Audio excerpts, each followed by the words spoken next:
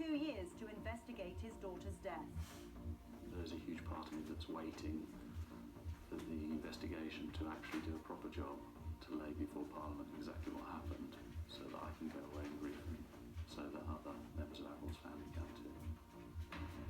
New laws to crack down on backstreet puppy dealers, but do they go far enough?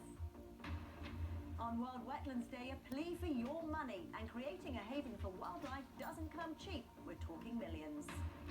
And the Essex aviation artist who's painting the Queen.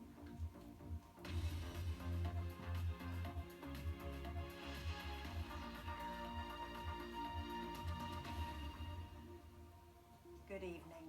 The family of a 19-year-old student who died while being treated for anorexia say 4 years on they are still waiting for an official report from the health service watchdog. Averil Hart from Sudbury in Suffolk died at Addenbrooke's Hospital in December 2012. Her family claims she was let down by a series of NHS Trusts and literally starved to death in their care. They say the failures of the health service ombudsman have added to their pain. Nick Hart is managing director of Skyview Systems. It supplies weather equipment. But for the past 3.5 years, this company office has become Averil's room. He's devoted all his time to investigating what went on in the weeks leading up to his youngest daughter's death. I could offer you a warm embrace to make you feel my love. It was after her A-levels that Averil's health spiralled out of control with anorexia. After 10 months as an inpatient at Addenbrooke's, she was discharged to study creative writing at the University of East Anglia. After 10 weeks, she was found unconscious in her kitchen. Her family claims she was let down by the university, the local hospital, and the Norfolk Community Eating Disorder Service. Sadly, that unit was understaffed. The trainee that was appointed to look after Averil didn't have the appropriate skills. She wasn't experienced in anorexia at all, and she didn't pick up Averil's continued deterioration, and it took only 10 weeks for Averil to go from fit and healthy to being at death's door, and she literally starved to death. The Norfolk and Norwich University Hospital said Averil was cared for by a consultant who specialised in clinical nutrition. The UEA expressed its condolences to the family for their loss. Mr. Hart's now made public the letter he sent to the Parliamentary and Health Service Ombudsman condemning the long delay in producing its findings. 4 or 5 investigators in Averil's case have resigned one after the other over the last 2 or 3 years.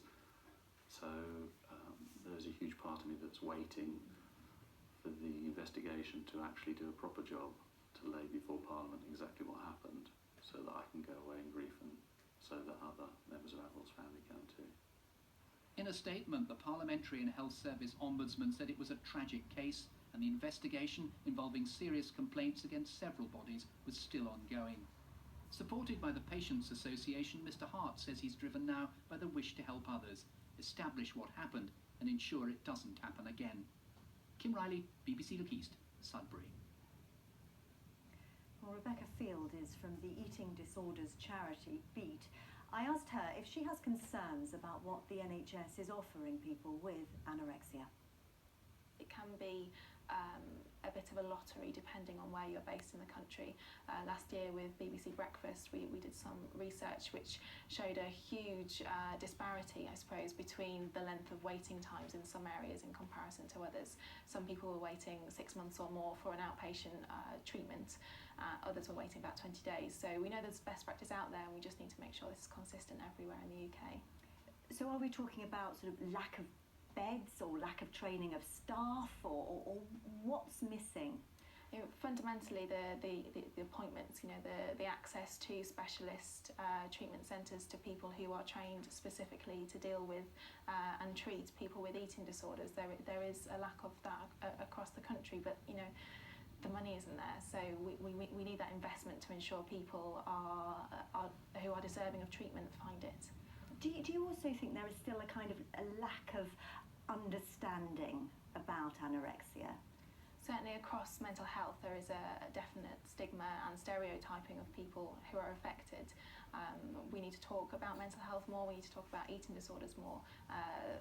The anorexia isn't the only eating disorder, it's actually the rarest of the three, and bulimia and binge eating disorder are very, very prevalent. So yes, we need to talk more about it. We understand that Averil was a high-risk patient. We know that she spent 10 months in a specialist unit. Is there a difficult point for patients when they leave somewhere like that and then rely more on care within the community? Can that be difficult? As a charity, we focus quite a lot on transitional periods, so whether that is coming from inpatient to outpatient, or whether it's moving house, moving to university, any change that can happen can be difficult to deal with and trigger maybe a past eating disorder, or maybe even go on to develop an eating disorder. So we know those periods of change can be extremely difficult for somebody in recovery. I mean, we saw very clearly in that report Averil's father's frustration and sadness still. I mean, those must be emotions that you come across with families, you know, on a daily, weekly basis. It is, you know, and unfortunately there is a tragic side to eating disorders. Anorexia nervosa has the highest mortality rate of any mental illness, but we know there are so many positive stories out there, and that's the one thing that we want to spread, is that message of hope and recovery. We have a fantastic team of young ambassadors who have experienced an eating disorder and are now living their lives, and they're so inspirational. So the message from us is that the sooner you get treatment, the more likely you are to make that full and fast recovery. So go to your GP if you're worried about yourself or somebody you know, and demand that treatment that you need and deserve. Rebecca Field, thank you very much. Thank you. A head teacher has described a boy